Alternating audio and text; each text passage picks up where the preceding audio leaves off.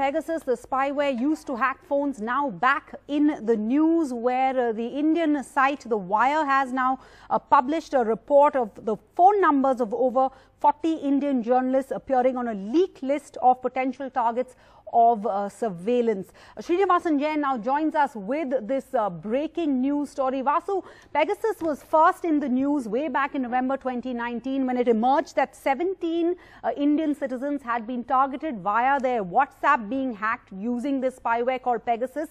What is today's big breaking story? Two questions. One, does this mean there's a new fresh attack because WhatsApp at that point of time had said they had stopped their phones being able to be hacked, or is it more information on that original attack in November 2019, and whose names are now on this list, whose phones have been hacked?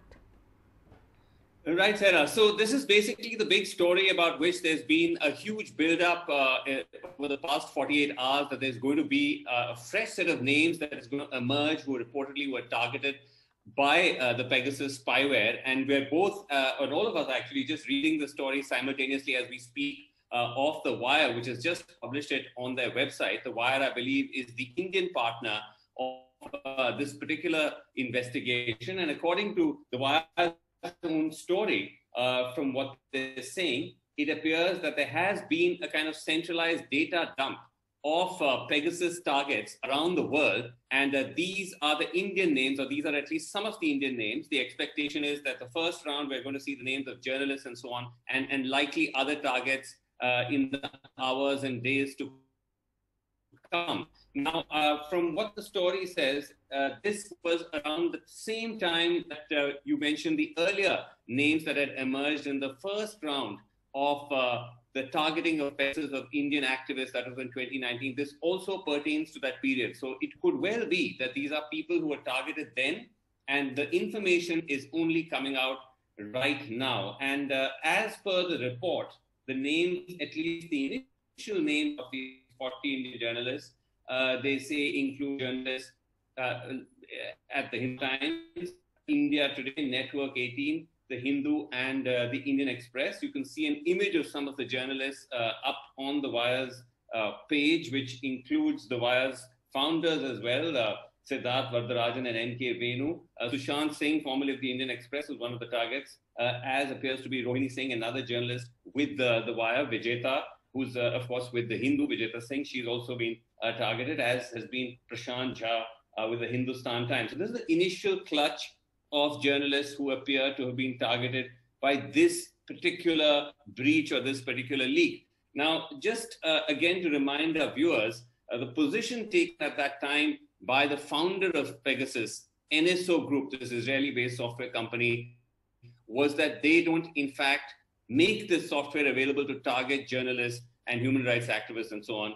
This is only, according to them, sold to governments in order to be able to surveil anything that pertains to national security. But clearly, with this particular breach, once again, the information and once again, the question comes up, Sarah, as to whether that is indeed the case, or is Pegasus being used or misused by governments? In this case, question mark over the government of India, whether it's using it to target journalists and others.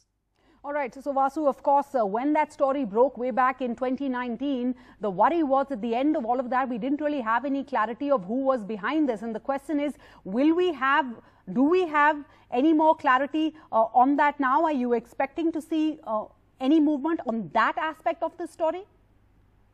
Well, we'll have to wait and see, Sarah, because, even then, and I'm just reading the Wire story and now as well, NSO is not confirming whether the Indian government is a customer.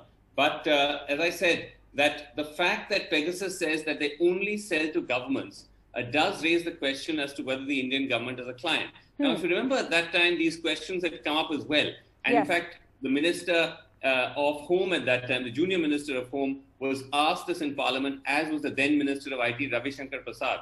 They did not directly rebut the fact that Pegasus was a service that the Indian government had purchased. What Mr. G. Kishan Reddy at that time had said, and this was in response to a very, very detailed question on whether Pegasus was being used by the Indian government to spy on its citizens, he had said, that he didn't answer that question directly, or whether it was used on Indian citizens. He simply cited the rule book, saying that the government has the power to intercept, monitor, and decrypt any information under Section 69 of the IT Act. And he also listed 10 government agencies authorized to intercept messages in the public interest. So the Indian government hasn't clearly come out and said whether or not they purchased Pegasus or not. So that big burning question remains hanging over us, even as these fresh supposed names of Pegasus targets has emerged.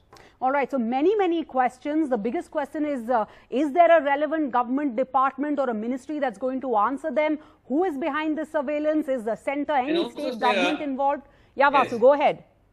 Sorry. Also, Sarah, I think it's important to just remind our viewers about why the implications of this particular spyware are so serious. That if indeed, as earlier it was alleged that activists and human rights defenders were targeted using Pegasus, which was apparently transmitted through WhatsApp, and now it seems a clutch of journalists, perhaps more individuals in the public domain targeted. What makes this so much worrying is because Pegasus is a very invasive spyware. Now, the Citizens Lab, which is a Canada-based listening post, it sort of surveys and monitors disinformation and malware attacks, says that Pegasus can send back the target's private data, including passwords, contact lists, calendar events, text messages, live voice calls from popular messaging apps, so on and so forth. The target's phone camera and microphone can be turned on to capture all activity in the phone's vicinity.